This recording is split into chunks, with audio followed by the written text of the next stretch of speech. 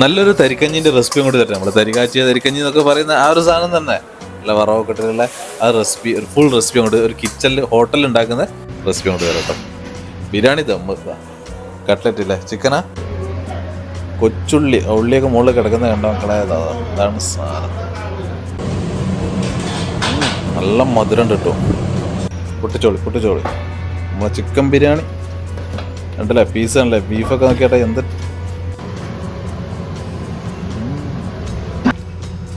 ആണ് മക്കളെ. ലഗോൺ ദം ബിരിയാണി ഇട്ടാണ്ട് പീസ് നോക്ക്. അപ്പോൾ നമ്മൾ റെസിപ്പി എങ്ങനെ സ്റ്റാർട്ട് ചെയ്യുക വെച്ചാൽ പാലിലാട്ടോ പരിപാടി. അപ്പോൾ ആവശ്യത്തിന് പാലെടുക്കുക, പിന്നെ നമുക്ക് കുറച്ച് വെള്ളം വേണമെങ്കിൽ ചേർക്കാം. പിന്നെ പാലിൽ ഏലക്കായ ഒന്ന് ചതച്ചിടുക, നല്ലൊരു ഫ്ലേവർ വേണ്ട. അപ്പോൾ പാല് നന്നായിട്ടൊന്ന് തിളച്ചിട്ട് ആ ഏലക്കായ കിട്ടുന്നത് തിളക്കട്ടെ. അപ്പോൾ ആ ഒരു സമയം നമുക്ക് വേറെ കുറച്ച് കാഴ്ചകൾ ഇപ്പോൾ ഹോട്ടലിൽ കിച്ചണല്ലേ. ഇതൊരു സ്പെഷ്യൽ സാധനം മക്കളെ. ഇതാ കൊച്ചുള്ളി ഇട്ടിട്ടുള്ള ബീഫ് ഇട്ടു. ഇതിൽ മുളക് പൊടിയൊന്നും വരില്ല, നല്ല പച്ചമുളക് കുരുമുളകൊക്കെ. ഇനിയിപ്പോൾ സാധാരണ ബീഫ് വേണമെങ്കിൽ അത് വേറെ ഉണ്ട് കേട്ടോ. നമ്മൾ മുളക് പൊടി ഇട്ട് ചെയ്യുന്ന സാധാരണ ബീഫ് കറി അത് വേറെ. പിന്നെ ശരി കുറവുള്ളവർക്കാണെങ്കിൽ ഇതാ നല്ല ചിക്കൻ്റെ സ്റ്റൂ, ബ്രോയിലറിലാട്ടോ വരുന്നത്. നല്ല ചിക്കൻ്റെ സ്റ്റൂ പുട്ടും സെറ്റായിരിക്കും അല്ലേ. അപ്പോഴാണ് ഒരു സൈഡിൽ ഇതാ മീൻകറി, നല്ല പൂളയ്ക്ക് ഒറ്റ മീൻകറി അല്ലേ, പൂളയും മീൻകറി, അയില മസാല അതും പോകുന്നുണ്ട്. പിന്നെ നമ്മളെ ബിരിയാണി അവിടെ ഉപ്പിൽ ദമ്മിട്ട് വെച്ചിട്ടുണ്ട്. അതിങ്ങനെ പറ്റിയാലേ ബിരിയാണി ദമ്മ് പൊട്ടിക്കുന്ന കാഴ്ച നോക്കിയിട്ട് ഉൾപ്പെടുത്തുന്നുണ്ട്.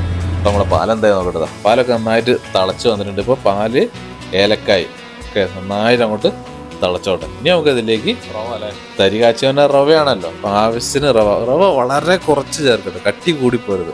നമുക്കങ്ങനെ കുടിക്കാൻ പറ്റുന്ന രീതിയിലല്ലേ വേണ്ടത്. അപ്പോൾ ആ ഒരളവിലുള്ള റവ ചേർക്കുക, അതൊന്ന് വേവിക്കുക. ഓക്കെ, അവസാനം വറവിടലുണ്ട്, അതാണ് സ്പെഷ്യൽ എന്ന് പറഞ്ഞത്, അത് നോക്കാം. അപ്പോൾ ആ റവ ഒന്ന് വെന്ത് അല്ലേ ഒരു കട്ടിയല്ലേ ആ ഒരു ആയി വരട്ടെ. അപ്പോൾ ആ സമയത്ത് നമുക്ക് ഹോട്ടൽ കിച്ചണാകുമ്പോൾ വേറെ ഓരോ കാഴ്ചകളിലേക്ക് പോവാം. എന്താ നാടൻ ചില്ലി, ബീഫ് നാടൻ ചില്ലി ഞാൻ മുന്നേ ഇവിടുന്ന് കഴിച്ചിട്ടുണ്ട്. നല്ല എരിവുള്ള ഒരു ടച്ചപ്പിനൊക്കെ പറ്റിയൊരു സാധനം, നല്ല ക്രിസ്പി ആയിട്ട് ചൂടോടുകൂടി കഴിക്കണതാണ് നാടൻ ചില്ലി, ബീഫ് നാടൻ ചില്ലി. അതൊരു പൊളിയാ കിട്ടാല്ലേ കണ്ടാൽ തന്നെ. കൊച്ചുള്ളി ഇപ്പോൾ തീരും അല്ലേ. അപ്പോൾ ദമ്മൊക്കെ പൊട്ടിയിട്ടുണ്ട്. ഇനി തീയൊക്കെ സെറ്റാക്കി കിടക്കണം. അപ്പോൾ വേറൊരു സാധനം കാണിച്ചിട്ടതാ, നമ്മളെ കേസരി ഇല്ല, ഇവിടെ കളറൊന്നും ചേർത്തില്ല, അതാണ് ഇങ്ങനെ വരുന്നത്. അതൊന്ന് തണുത്ത് സെറ്റായാൽ ഇതും പാലിൽ ചേർക്കാനുണ്ട്. പാല് നമ്മളെ സേമിയത്തിൻ്റെ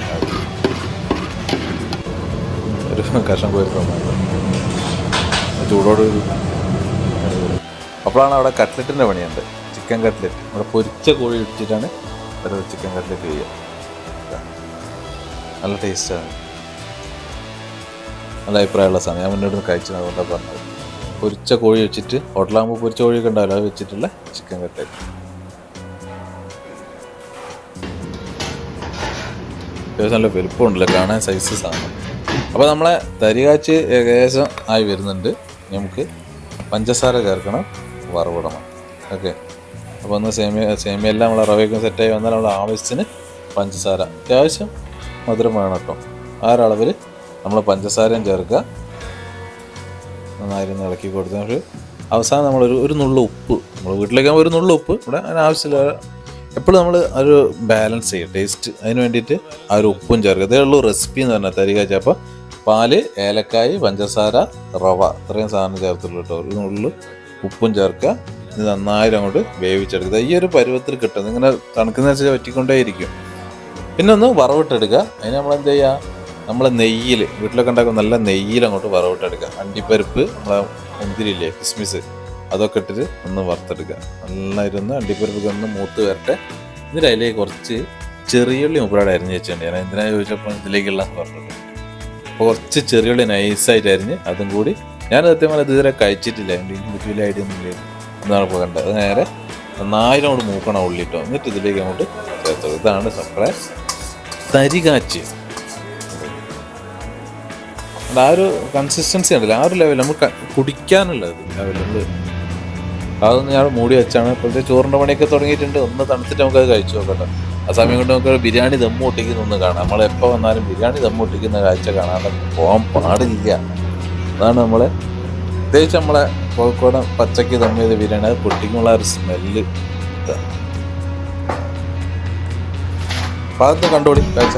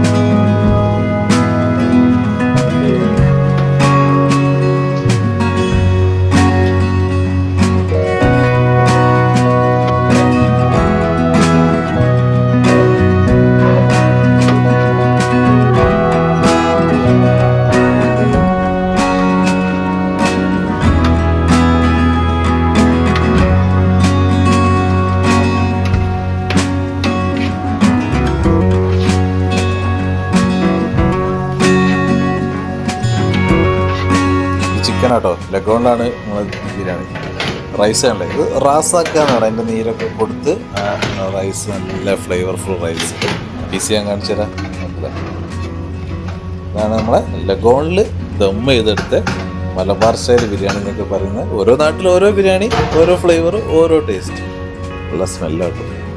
അതിനിടയ്ക്ക് മുമ്പ് ബീഫ് ദം പൊട്ടിക്കാൻ വേണ്ടി, ബീഫ് ഇവിടെ അളവ് കുറവാണ്, ഇവിടെ ലഗോണിന് അളവ് കൂടുതലുള്ളത്. ദമ്മിട്ട് നല്ല പച്ചക്ക് ദമ്മിട്ട്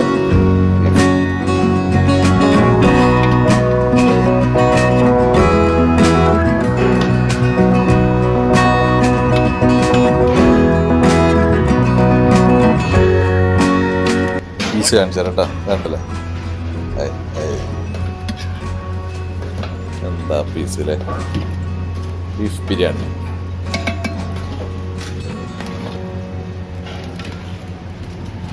ഏകദേശം കുറേ സമയമായിട്ട് നമുക്ക് മെല്ലെ ഇതൊന്ന് കഴിച്ചു നോക്കാം. തെരിക്കഞ്ഞ് ഏകദേശം ഒന്ന് തണുത്തുണ്ട്. ഒരു ഗ്ലാസ് എടുത്തോളൂ. ഈ ഒരു കൺസിസ്റ്റൻസിയാണ് നമുക്ക് വേണ്ടത്. ഇവിടെ കണിഞ്ഞുണ്ടാവില്ല, കുടിച്ചു നോക്കട്ടെ. ഞാൻ ആദ്യമായിട്ടാണ് കുടിക്കാൻ പോകുന്നത്.